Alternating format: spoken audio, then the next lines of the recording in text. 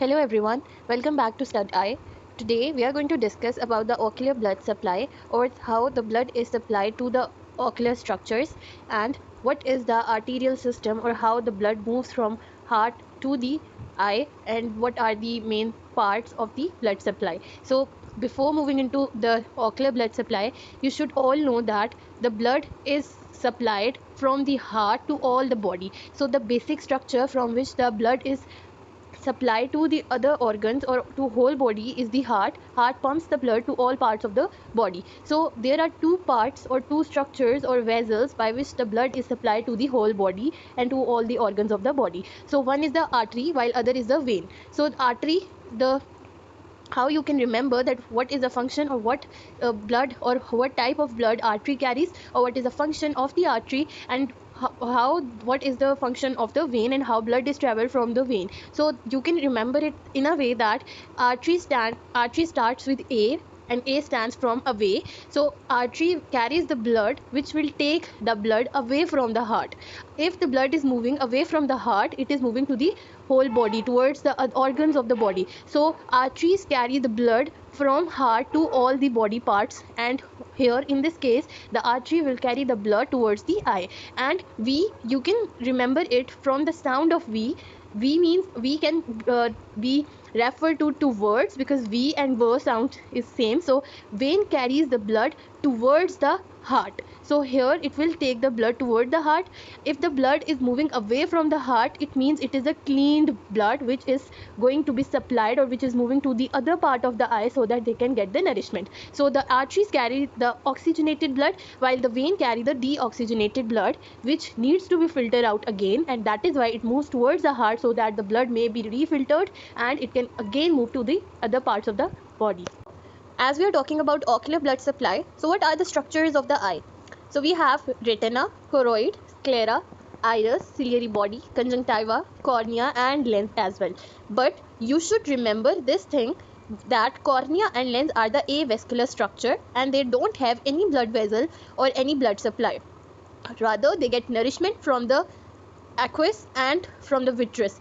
As you all remember that when we have talked about embryology of the eye, I have told you that lens gets its nutrition from the hyaloid artery, but it starts to disappear after some time. So that is why the lens does not have any blood supply now after being an adult eye, and it gets its nourishment from vitreous and aqueous. And one more thing is that their transparency can be affected if there is any blood supply to these both structures. So that is why we are not going to talk about cornea and lens in this lecture, because they don't have any blood supply.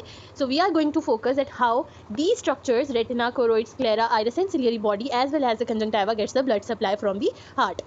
So now over here, this is the heart which supplies the blood, or which pumps the blood to whole of the part of the body. So one part of the body is the eye, which is above the heart.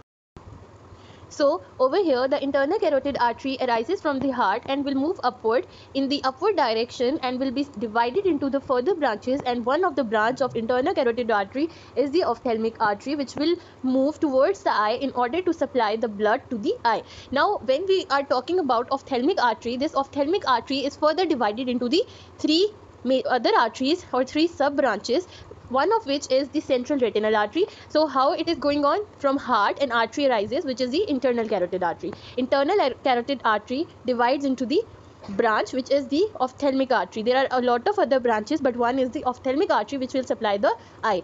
Then ophthalmic artery is further divided into the three branches, which is central retinal artery, posterior ciliary artery, and muscular branches of the ophthalmic artery.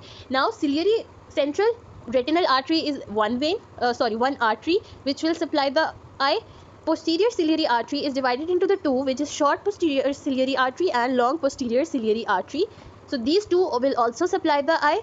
And muscular branches is further divided into into different branches or into other branches, which is named as the anterior ciliary artery. So basically these 5 branches will supply overall the eye. So how eye is supplied, or which artery are supplying the blood to the eye. So these are the branches of ophthalmic artery, which are central retinal artery, short posterior ciliary artery, long posterior ciliary artery, muscular branches of ophthalmic artery, and the anterior ciliary artery. Now let's see each one of detail one by one. So first of all, we have central retinal artery, which was a branch of the ophthalmic artery. So what will happen over here is that when the internal carotid artery will arise and move in the upward direction, it divides into a branch which is ophthalmic artery. Now ophthalmic artery is divided into one branch, which is the central retinal artery, which will move towards the eye, and it will pierce the dura mater, arachnoid mater, and pia mater in order to move inside the eye. So what will the central retinal artery do? It will pierce the optic nerve. This is the optic nerve. It will pierce the optic nerve, will pass through the lamina cribrosa, which is a perforated structure. It has some holes. That is a passage for the nerves and blood vessel to move inside the eye. So the central retinal artery will cross or will pass from the lamina cribrosa by piercing the optic nerve, and it will enter the retina, right, to supply. So here it is the optic disc. This structure is the optic disc. So it will enter from the optic disc into the eye. So when you are doing funduscopy, you see the optic disc in the eye on the retinal surface, or in the fundus you see an optic disc, और उस optic disc के अंदर you see the artery, which is the central retinal artery. So that blood vessel inside the fundus, which you see from the ophthalmoscope, is the central retinal artery, which supplies the retinal layers, and which layers over here. The central retinal artery supplies the inner 5 layers of the retina, which are from, if we are talking from about the inner layer, so from inner to outer we have first layer from inner to outer. Inner means while you are observing the retina or the fundus from the ophthalmoscope, so the first layer you see is the internal limiting membrane, then we have the nerve fiber layer, ganglion cell layer, inner plexiform layer and inner nuclear layer. So the central retinal artery supplies these 5 layers of the retina. So now we have next is the short posterior ciliary artery. So again, till here you should remember that the internal carotid artery is arise from the heart. It will divide into ophthalmic artery. Now first branch was central retinal artery, that will pierce the optic nerve and pass from the lamina cribrosa and supply the inner 5 layers of the retina. Next branch of the ophthalmic artery is the short posterior ciliary artery, that will pierce the sclera. The outermost layer is the sclera, which is the thick and whitish structure. So it will pierce, short posterior ciliary artery will pierce the sclera and will move to the suprachoroidal space.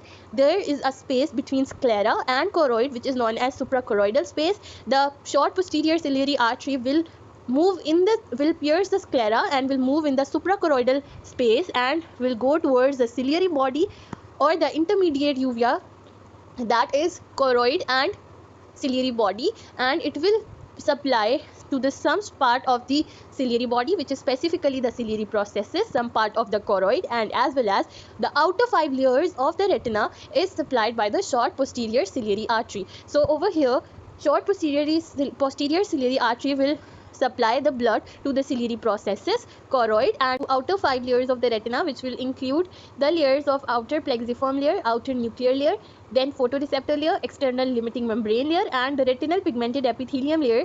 So the short posterior ciliary artery will supply to these outer 5 layers.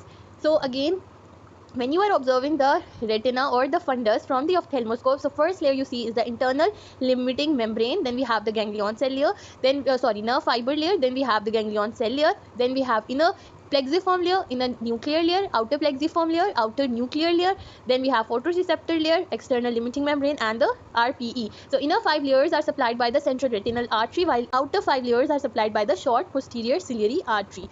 Now we have the long posterior ciliary artery. So it is a third branch of the ophthalmic artery, which will divide into further 2 parts, or it will be divided into the 2 parts, or the ophthalmic artery divides into the 2 long posterior ciliary arteries that will move to the either side of the eye in order to supply blood.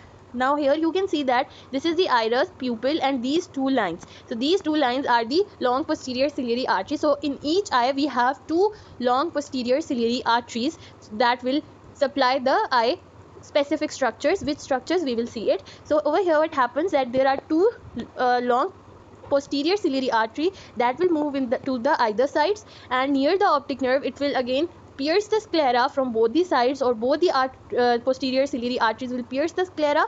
It will move towards the posterior uvea, which is the choroidal structure. It will supply the choroid, then it will move and it will go towards the ciliary part, so it will supply the ciliary body, and it will further move to the third structure, that is the iris. So the long posterior ciliary artery supply to the choroid, ciliary body and iris. So the long posterior ciliary artery have the partial supply to the uveal tract. We all know that uvea is a structure that is iris, ciliary body and choroid, and or overall choroid.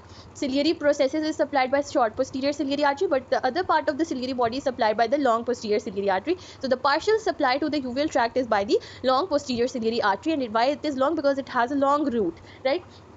So now we have, next is the muscular branches of the ophthalmic artery. So muscular branches of the ophthalmic artery, again that is the same thing, it's the fourth branch of the ophthalmic artery that will supply to the recti muscles of the eye. So extraocular muscles have four rectus muscles, which are lateral rectus, medial rectus, superior rectus and inferior rectus. So the muscular branches supply to these recti muscles, and there are total 7 muscular branches of ophthalmic artery that will supply to the rectus muscle.